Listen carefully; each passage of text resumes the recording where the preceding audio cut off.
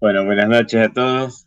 La verdad es un gusto ver tantas caras queridas, cada uno de ustedes, José, Aldo, Juan Carlos, Edgardo, tantas personas que forman parte de nuestra juventud y como decía Juan Carlos en la oración, ¿no? Lo hermoso de la familia de Dios, ¿no? Es algo que Dios nos ha dado para disfrutar. Nosotros somos una familia numerosa, somos 7 hermanos, pero la gracia de Dios ha permitido que la gran mayoría nos congreguemos en el mismo lugar, así que nos vemos allí.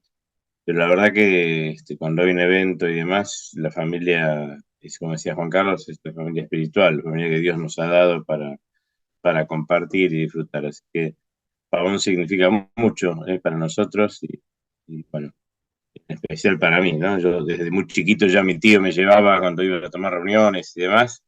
Así que hoy pensaba un poco algunas cosas que uno le viene a la memoria, ¿no? Recordar reuniones de Juventud Cristiana y tantas otras actividades que el Señor nos permitió estar desde ese espacio tan particular como es la iglesia de Pavón, ese lugar tan estratégico, que algún hermano tuvo en su corazón de iniciar la obra.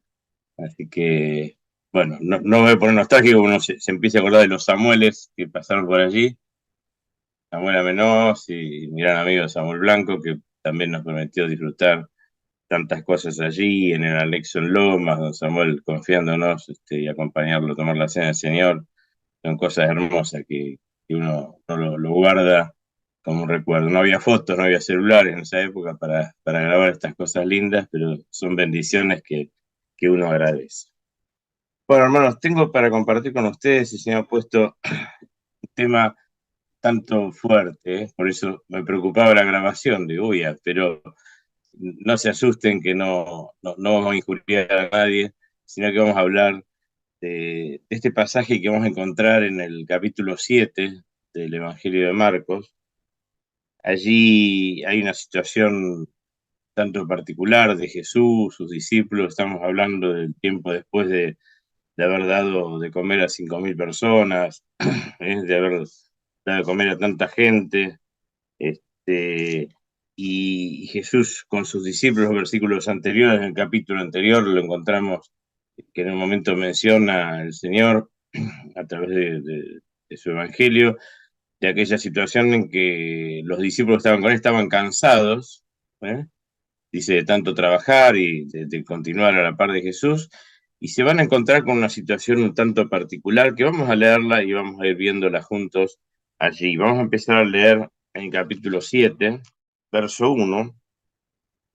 Dice, se juntaron a Jesús los fariseos y algunos de los escribas que habían venido a Jerusalén, los cuales, viendo a algunos de los discípulos de Jesús comer pan con manos inmundas, esto es, no lavadas, los condenaban, porque los fariseos y todos los judíos, aferrándose a la tradición de los ancianos, si muchas veces no se lavaban las manos, no comen.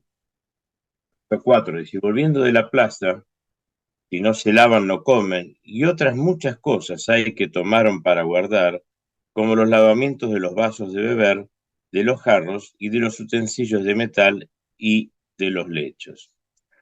Preguntaron pues los fariseos y los escribas, ¿por qué tus discípulos no andan conforme a la tradición de los ancianos, sino que comen pan con manos inmundas? Respondió él, les dijo, hipócritas, bien profetizó de vosotros Isaías cuando está escrito, ¿m? Este pueblo de labios me honra, mas su corazón está lejos de mí, pues en vano me honra, enseñando como doctrinas mandamientos de hombres. Porque dejando el mandamiento de Dios, os aferráis a las tradiciones de los hombres, los lavamientos de los jarros y de los vasos de beber, y hacéis otras muchas cosas semejantes. Y les decía también, bien invalidáis el mandamiento de Dios para guardar vuestra tradición. Porque Moisés dijo, honra a tu padre y a tu madre, y el que maldiga al padre o a la madre muera irremisiblemente. Pero vosotros decís, basta que diga un hombre al padre o a la madre, es corbán, que quiere decir mi ofrenda a Dios, todo aquello con que pudiera ayudarte, y no le dejáis hacer más por su padre y por su madre, invalidando la palabra de Dios con vuestra tradición que habéis transmitido, y muchas otras o muchas cosas hacéis semejantes a esta. Y llamando así a toda la multitud, les dijo: oídme todos y entended. No hay fuera del hombre que entre, no hay nada, o no hay fuera del hombre que entre en él que le pueda contaminar, pero lo que sale de él, eso es lo que contamina al hombre. Si alguno tiene oídos para oír, oiga. Cuando se alejó de la multitud y entró a la casa, le preguntaron sus discípulos sobre la parábola, y él les dijo: ¿también vosotros estáis así sin entendimiento? ¿No entendéis que todo lo que fuera de lo de fuera entra en el hombre no le puede contaminar? Porque no entra en su corazón, sino en el vientre y sale a la letrina. Esto decía, llamando limpios a todos los alimentos. Pero decía: lo que del hombre sale, eso contamina al hombre, porque de dentro del corazón de los hombres salen los malos pensamientos, los adulterios, la fornicación y los homicidios, los hurtos, las avaricias, las maldades, el engaño, la lascivia, la envidia, la maledicencia, la soberbia, la insensatez. Todas estas maldades de dentro salen y contaminan al hombre. Y acá, hermanos, quería ver, y me imaginaba en más de una oportunidad, esta frase que vamos a encontrar en el versículo 6, cuando estos hombres, estos fariseos, estos religiosos, no tienen ningún temor en ir, no solo contra los discípulos que estaban a la par de Jesús, sino ir contra él y ponerlo una vez más allí en una situación un tanto no cómoda, cuando le van a preguntar por esta práctica que ellos ven, hombres que estaban trabajando, hombres sencillos, que venían de transcurrir, como decíamos antes, de un montón de circunstancias a la par de Jesús, haciendo la obra, trabajando, como muchas veces nos sucede a nosotros, en el fervor de la lucha, como decimos, ¿no? Llenos de actividades y de cosas y de compromisos, de lo cotidiano, de lo secular, de lo espiritual. Y estos hombres observan que ellos no estaban guardando esta costumbre de higienizarse, que dejaban de hacer lo que estaban haciendo y se llevaban a la boca los alimentos. Y este versículo 6, muy fuerte, porque Jesús les dice, no le da vueltas, y usa esta palabra: hipócritas, bien profetizó de vosotros Isaías, como está escrito, y habla de esto de que mi pueblo me va a honrar de labios. Y Jesús les va a decir esta palabra que es un tanto fuerte: la hipocresía. La hipocresía que nos es fácil definirla para otros, para pensarla, pero que Jesús la va a aplicar en una manera muy fuerte, pero también de testimonio para aquellos que estaban allí, ¿no? Fuimos leyendo los versículos siguientes a que Jesús empieza a mostrarles que ellos se habían tomado muy fuertemente de las tradiciones y las costumbres, a tal punto que van a pasar por arriba de los mandamientos de la palabra de Dios y los ponen en evidencia. Pero esta tarde yo quería compartir con ustedes esto que hace a la hipocresía. Los jóvenes de nuestras iglesias y cuando asistimos a campamentos y demás, muchas veces, sin usar esta palabra, definen cada una de nuestras vidas con esto mismo. Muchos se sienten desilusionados porque creen que aquellos que tenemos algunos años más debemos ser perfectos, debemos estar sin ningún tipo de mancha, de oscuridad, y que ya realmente estamos plenamente santificados. Por lo tanto, cualquier mal movimiento que nosotros hagamos en nuestra conducta les va a llamar la atención y va a ser un motivo suficiente para que ellos estén enojados, decidan cambiar de congregación, decidan moverse, criticar y ver un montón de cosas.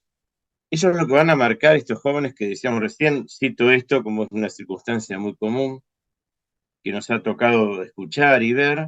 Hablan de esta palabra, hablan de la hipocresía. Y la hipocresía es el ejercicio que realiza una persona para esconder otra cosa, ¿no es cierto? Yo puedo ser hipócrita para realizar dos cosas: para disimular algo, ¿m? Quiero figurar y ser de una manera distinta a lo que verdaderamente soy, ¿m? Entonces disimulo mi problema, siendo hipócrita, llevando una expresión y llevando los conceptos y mareando y confundiendo a los demás, cuando en realidad yo tengo otro pensamiento y voy para otro lado. O puedo ser hipócrita también por simular algo, ¿no es cierto? Puedo simular o puedo disimular. La hipocresía es algo que usamos para escapar de la verdad. La persona hipócrita, que como Jesús llama acá, les está diciendo porque ellos estaban desvirtuando, no estaban viendo lo que estaba aconteciendo alrededor de Jesús, toda la bendición que estaba sucediendo, sino que se van a fijar en un detalle que no es ni más ni menos que una costumbre que ellos arrastraban. Por eso Jesús les va a decir de esta característica. En lo que acabamos de leer, vemos en el verso 6 que Jesús les responde. En primer lugar, ante la duda que estas personas le van a trasladar, no se queda callado, les va a contestar y les va a decir, y va a arrancar con esta palabra tan fuerte como venimos diciendo de la hipocresía. No solo les responde, sino que les dice, y una vez más, como en tantos ejemplos que encontramos en los evangelios, Jesús no solo que no evade el tema, sino que abarca el tema y va a ir en amplitud porque conocía los corazones de aquellos hombres y va a mencionar cosas específicas que ellos hacían y decían de otras cosas que habían dejado de lado, que también decía la Escritura. En el verso 7 vamos a encontrar que les decía también que en vano me honra, enseñando como doctrinas mandamientos de hombres. Y acá les vamos a mostrar una vez más, no solo, no solo que ustedes están confundiendo las cosas, sino que también están enseñando y confundiendo lo que es doctrina de mandamiento con costumbres y situaciones que ellos habían asimilado que debían ser las correctas. En el verso 13 les va a decir, vamos a leer allí, invalidando la palabra de Dios con vuestra tradición que habéis transmitido y muchas otras cosas hacéis semejantes a esto. Les dice muy concretamente que no solo son hipócritas, sino que están invalidando la verdad. Decíamos recién que la hipocresía lucha contra la verdad, porque si hay algo que no hay en una persona que maneja la hipocresía es la verdad. Justamente es como decíamos antes, es estimular algo o disimular otra cosa, querer aparentar lo que no es. La hipocresía es algo que van a hacer desde el orgullo. Fíjense que Jesús nos enseña a los cristianos, decía Edgardo al comienzo de la reunión, ¿no?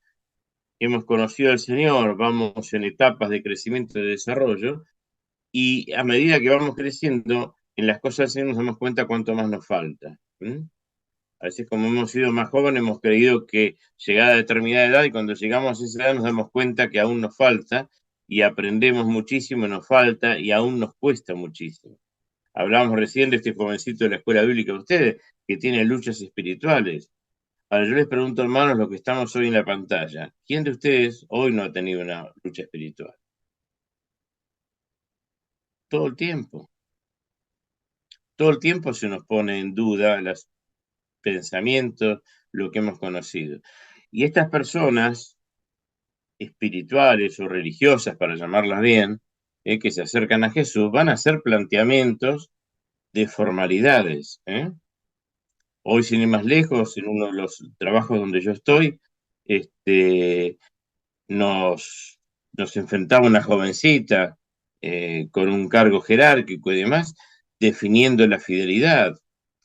Y una vez más burlándose, ¿no? Con aquellos que estábamos en aquel ámbito que éramos cristianos, definiendo la fidelidad. Y definían la fidelidad de esta forma: es decir, la fidelidad es cuando yo soy fiel a mí, ¿no? Entonces nosotros le damos la explicación de lo que es la fidelidad en el matrimonio específicamente, estamos hablando de su relación de pareja, vieron que ya no son más esposos ni no, ya son compañeros, Yo ya definía con mucha vehemencia que la fidelidad nos la debemos a nosotros mismos, nada que ver con lo que el Señor nos ha enseñado en cuanto a la fidelidad primero al Señor y cómo Él es fiel a su promesa y cumple aquello que Él nos ha dejado para cada uno de sus hijos.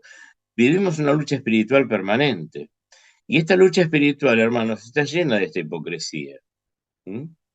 Porque muchas personas manifiestan algo que luego no lo pueden soportar. Me toca atender allí en el consultorio personas que han pasado por el aborto, personas inconversas, y que han quedado traumadas, no pueden salir de lo que han hecho. Y se enarbolan en estos principios, pero no pueden salir, saben que han hecho algo malo.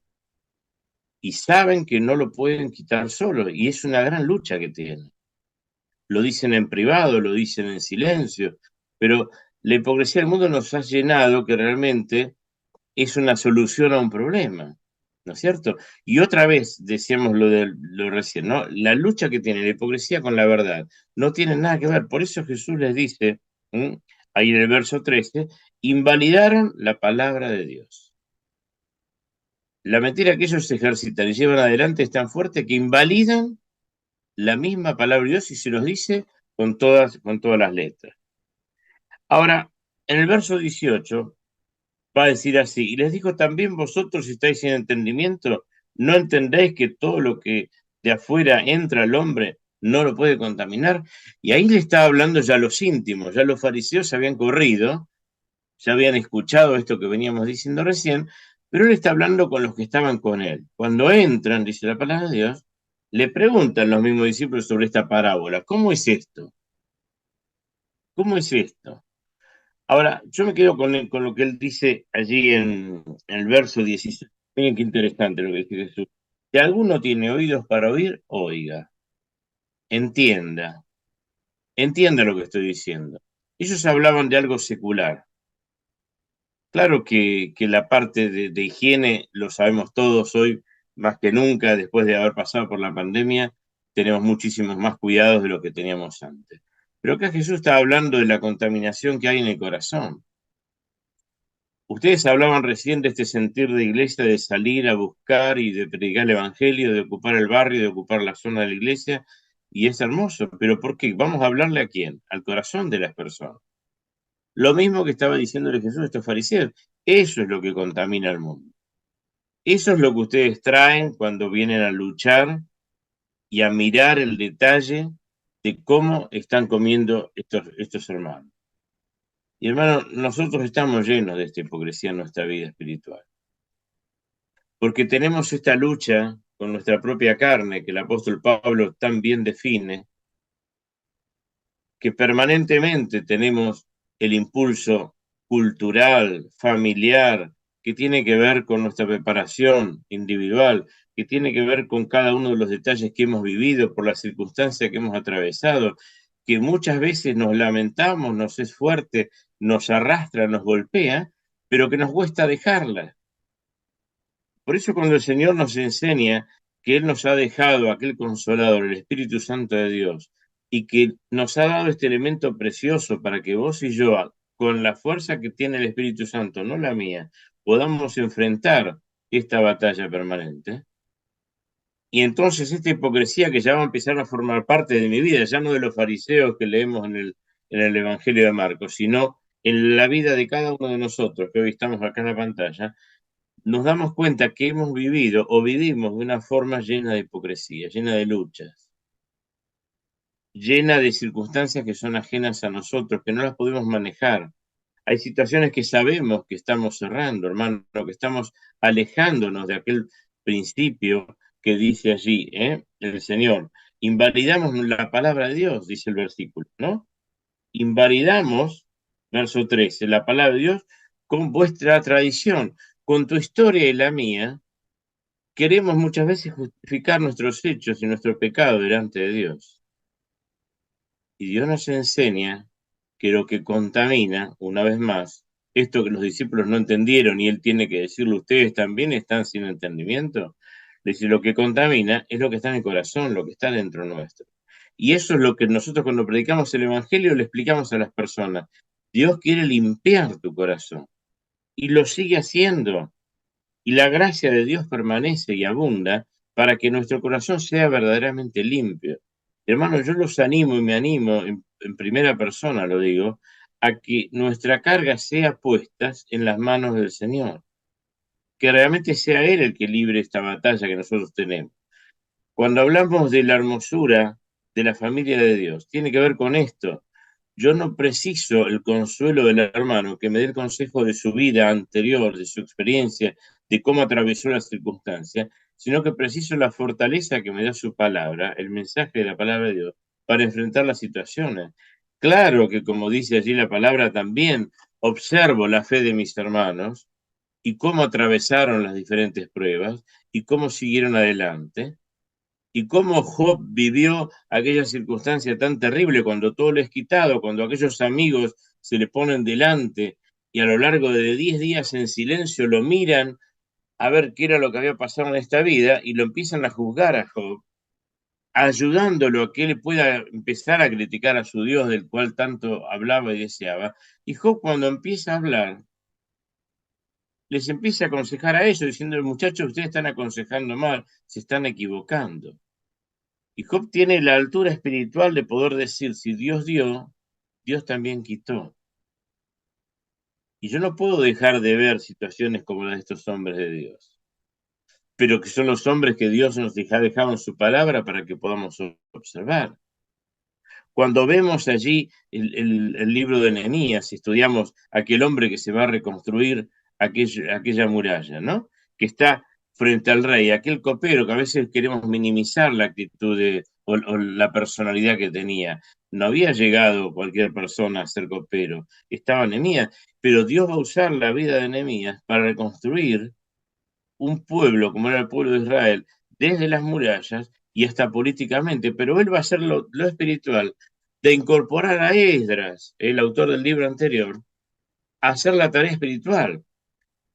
Nehemías tuvo la capacidad que Dios le dio de entender que su etapa tenía que ver con la reconstrucción, pero había Dios preparado a otro hombre, como era Esdras, para abrir las escrituras, y si vamos al libro de Esdras, vamos a encontrar cómo Dios le prepara a Esdras para estar en disposición y estar en el punto para poder llegar a lo que Nehemías reconstruye, de incorporar a todo el pueblo, de organizar, de poder armar que todos participen y que todos hagan la labor. Y cuando esa muralla esté armada, el pueblo siga creciendo. No era solamente una pared lo que había que levantar, había que reconstruir un pueblo. Y cada uno de estos personajes bíblicos que encontramos no fueron hipócritas, han creído, han confiado y han luchado en lo cual habían creído primeramente. Y han tenido inconvenientes y han tenido sus luchas. ¿Eh? Encontramos cada uno de estos personajes, como nombrábamos recién, Job con la pérdida total de todo, hasta de su propia salud. Nehemías amenazado permanentemente. En el medio de la reconstrucción de aquel muro, descubre que entre los mismos judíos, los mismos israelitas de allí, se estaban prestando dinero y se estaban cobrando usura, y en medio de todo eso él tiene que resolver esto también y ser espiritual. Hermanos, la palabra de Dios está lleno de herramientas espirituales que una vez más, como dice allí el texto 16, el que tiene oídos para oír, oiga. Y hermanos, decíamos, escuchaba ayer un mensaje de un hermano que decía, bueno, un viejo mensaje que hablaba de que en el futuro íbamos a poder leer la Biblia por internet o a través de los celulares. Hoy lo vemos, ¿no? A veces vienen los jovencitos y decimos, no trajo la Biblia. Sí, enseguida abre. Bueno, decía, de la forma que sea, pero vayamos a la Biblia, leámosla, lleguemos a la palabra del Señor para tomar conocimiento. Estos hombres fueron llamados hipócritas, aún conociendo la palabra de Dios, pero empiezan a confundir y empiezan a trasladar. Y yo en esta tarde quería ayudarnos a pensar en esto, ¿no? Esta es la hipocresía, que es la persona que finge ser lo que no es para recibir una ganancia, una reconciliación. Yo estoy seguro que allí en la iglesia de Pavón acontece esto que en nuestra congregación suele suceder. Personas que se acercan a las cosas del Señor, amigos del Evangelio, que participan de muchas de las actividades, pero que en realidad están buscando otra cosa. Empiezan a recitar. Mira, hace algunos años me pasó esta circunstancia. Yo fui a tomar el mensaje allí en una iglesia allí en Villa Mauricio, y cuando termina la predicación, un matrimonio se queda, acepta al Señor y nos quedamos conversando. Y yo había invitado a un hermano de estos que mencionábamos recién, amigos del Evangelio, que estaba siempre cerca nuestro en las reuniones. Y yo para charlar con él en el auto aproveché la excusa, lo invité a que me acompañe. Cuando terminó la reunión y este matrimonio se quedó muy conmovidos y necesitados del Señor, este muchacho en la par mía les hablaba, pero con una seguridad, citando versos bíblicos y demás. Cuando subimos al auto a la vuelta, le digo, Beto, ¿qué pasó? Que no me enteré. ¿Qué pasó en tu vida? Que yo pensaba que estabas en otra posición, por eso te invitaba a este viaje, quería hablar con vos. Y él me dijo tristemente que todo esto lo sabía, lo escuchó tantas veces que lo sabía de memoria. Y lo aplicó en el momento justo, pero no es el motivo. Hoy no está en ningún lado, o sí, está en un lugar que no es el que nosotros desearíamos que esté. Pero tuvo el acceso al conocimiento de la palabra, la supo usar. Y hermanos, la hipocresía tiene que ver con esto, con fingir algo que verdaderamente no sentimos ni deseamos. Vamos a leer algunos capítulos, algunos libros, no capítulos, no se asusten. En Mateo, por ejemplo, capítulo 23. ¿Qué otras cosas nos habla el Señor de la hipocresía? Capítulo 23, dijimos,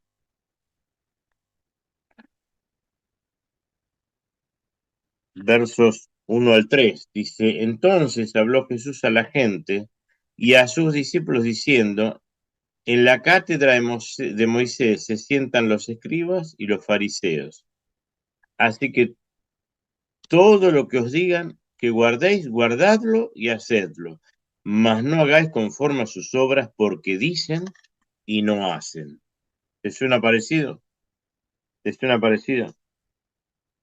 El salmista en el Salmo 119, vamos a buscar ahora allí, un salmo tan conocido, el verso 113, decía, ahí el salmista habla de esto, ¿no?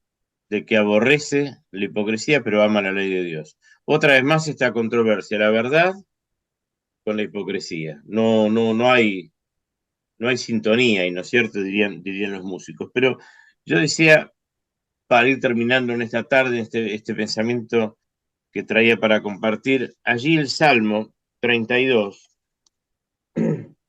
dice algo interesante.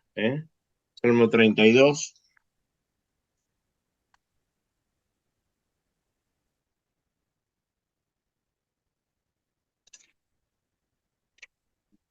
este versículo que usamos tanto en las reuniones de evangelismo, ¿no? Dice el verso 3, mientras callé, se envejecieron mis huesos en mi gemir todo el día, porque de día y de noche se agravó sobre mí tu mano, se volvió mi verdor en sequedad de mano. Dice el verso 5, mi pecado te declaré y no encubrí mi iniquidad.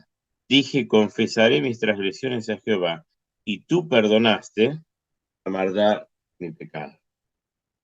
El salmista habla muy claro acá, ¿no es cierto? Cuando me callé, sufrí. Y hermanos, mucho de nuestro sufrimiento en lo personal tiene que ver con nuestro silencio con Dios. En primer lugar, porque la oración no forma parte, porque no nos sentimos con libertad de poder hacerlo, porque sabemos que hay cosas que enturbian y entristecen nuestra vida, y que Dios realmente conoce tu vida y conoce la mía, y no estoy en condiciones de ponerme delante de Él. Porque dice allí el salmista, cuando callé, se envejecieron mis huesos, y mucho tiene que ver con esto, ¿cierto? Pero no se queda allí. Dice, mi pecado te declaré, verso 5, y no encubrí mi iniquidad. Una vez más, la sinceridad, la verdad, pero delante de Dios. Hoy hablaba esta tarde con una persona muy dura, una persona del interior que realmente pasó una vida muy fuerte, muy dura y demás. Y hablábamos de llorar. Ella me mencionaba que le cuesta llorar. Y digo, ¿nunca lloraste? Y ella, una señora cristiana, me dijo, solo lloro cuando oro y estoy delante de Dios y en silencio no me ve nadie. Porque Dios conoce realmente mi vida y lo que estoy pasando. Y ante Él no le puedo esconder nada. En la sencillez de esta señora que lucha con temas muy fuertes de su vida, el único lugar donde ella se permite el llanto, que lo ve como síntoma de debilidad y que no quiere ser vista de otros, es en la presencia de Dios. Donde no hay hipocresía, donde no hay hipocresía. Yo mencionaba al comienzo de la reunión un gran amigo mío como fue Samuel Blanco, que desde chiquitos en la casa del Señor jugábamos este juego, ¿no? Conocíamos las oraciones de los hermanos, de memoria, bien. Hay muletillas que usamos. Nosotros de chico jugábamos a ver cuando mencionaban a quién iba a orar, a ver si lo usaba o no lo usaba, y teníamos esto como concepto. Y a veces cuando nos fuimos creciendo y teníamos que orar, nos descubríamos que nosotros pasamos por lo mismo. Y con esa sinceridad de la amistad nos lo decíamos y lo compartíamos. Y nos reíamos un poco y nos preocupábamos, estamos poniéndonos más grandes, pero digo, a veces sentíamos eso, que había personas que repetían algo porque no había oración en su vida. A veces hay hermanos que no tienen la facilidad de palabra, más ante el público y demás, ¿no? Pero a lo que voy es esto, que a veces escuchamos personas que tienen 5 palabras para estar en la presencia de Dios y nada más. Y Dios lo que quiere es justamente que nuestro corazón sea abierto, que no haya hipocresía, que haya sinceridad. Nuestra debilidad esté en sus manos, que nuestra necesidad esté en sus manos. Me gustaba cuando empezamos hoy la reunión, que nuestro agradecimiento esté en las manos de Dios. ¿Cuánto nos falta, hermanos, agradecer a Dios por lo que Él se ha ocupado en nuestra vida? A veces pensamos en lo que Él nos dio y lo valorizamos, le ponemos nombre de alguna cosa. Pero hermano, la salud es algo que se nos dio, nuestra familia es algo que Él nos dio, la familia cristiana es lo que nos dio, la congregación es algo que Él nos dio. Son inventos que ha hecho el Señor maravillosos para contenernos, para guardarnos. Hablábamos recién del Espíritu Santo, que es esta promesa que el mismo Jesús nos dio. Y nosotros nos vamos a manejar con hipocresía, hermano. O estamos esperando que un día el Señor nos diga, como le dijo a estos hombres, ¿eh? Antes que hola ni que chao, lo primero que les dijo Jesús cuando ellos le preguntan algo, son hipócritas. Y le explico por qué. Vos conocés tu vida, yo conozco la mía. ¿Cómo estamos delante del Señor? ¿Cómo nos estamos manejando? Nos encantaría saber que realmente esta oración del salmista de sinceridad, me callé y envejecí, pero ¿se fijaron lo que dice en el verso 5? ¿Eh? No solo le confiesa el pecado, sino que le agradece que el Señor le perdona la maldad de ese pecado, lo que provoca ese pecado. Y ahí ya no hay hipocresía. Hay algo que no puede haber en los hijos de Dios, es hipocresía aún entre los hermanos y cuanto más en la presencia de nuestro Señor. Claro que lo decimos a los chicos, a los jóvenes, Dios ve todo, Dios sabe todo, Dios se va a encargar, todo hace justicia, pero la verdad cuesta pensarlo para nosotros mismos, porque somos conscientes de que parte de esto que hoy venimos nombrando tanto con esta hacha ahí adelante tan fuerte de hipocresía, tiene que ver mucho con nuestra vida espiritual. Hermanos, llegando al final, es mi deseo realmente que la palabra de Dios nos abre, por eso dice allí, el mismo Jesús le decía, el que tiene oídos para oír, oiga. Pero hubo una segunda etapa cuando estaban solos aparte y ellos no entendieron lo que pasaba. Y le dice, no entienden que lo que contamina no es lo que entra, sino lo que sale.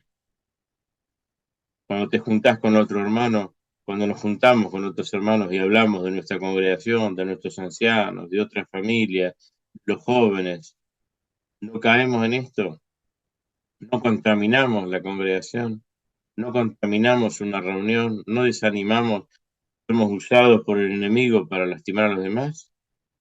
Eso también es hipocresía, hermano. Por eso, si Jesús estuviera delante nuestro y nos dijera algo, no sé si en mi vida no empezaría usando también esta palabra como lo hizo con los fariseos. Ellos conocían, sabían, pero empezaban a confundir las cosas. Era Dios que cada uno de nosotros aprendamos a no confundirnos, a ser sinceros, a disfrutar de la verdad. La verdad es algo que decimos que es lo que nos lleva adelante de poder predicar. Vamos a anunciar la verdad. Hace poco nos juntamos con algunas autoridades de aquí del municipio, le hablamos de algunas actividades que hacemos con la iglesia y él nos preguntaba, ¿pero qué es lo que hacen? Y un hermano dijo, vamos a declarar nuestra fe y hablar de la verdad. Y salió, algo, una charla improvisada, me gustó. Vamos a hablar de la verdad. Algo que hoy vemos que no sucede en ninguno de los ámbitos que nos podemos imaginar por estos días electorales, pero también en los negocios, también en los trabajos, también en la facultad, tampoco en la escuela, tampoco en el barrio, tampoco en el almacén. en cada lugar que frecuentamos, la verdad no está bien vista, lastima y no gusta. Hermanos, que la hipocresía pueda salir de nuestra vida, que sea algo que el Señor quite, porque podamos hacer como el salmista, de confesarle a Él nuestro pecado, para que Él realmente nos libre, nos quite aquellas cosas que no son buenas.